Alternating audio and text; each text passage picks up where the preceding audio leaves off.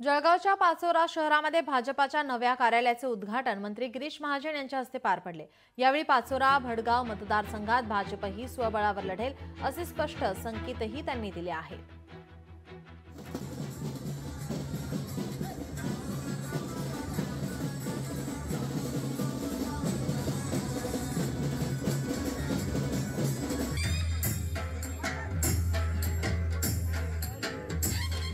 त्यांनी त्यांना विचारलं, दादा आमचे दरवाजे बंद, तेवढे मागचा पुढचा म्हणजे सगळे दरवाजे बंद, खिडक्या पण बंद।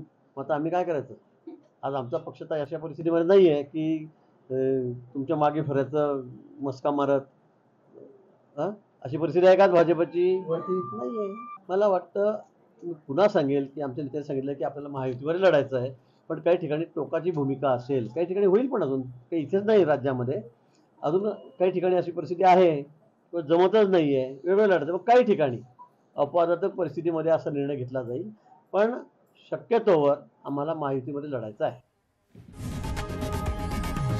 लोकशाही मराठी ऐका, पहा, जागरूक रहा।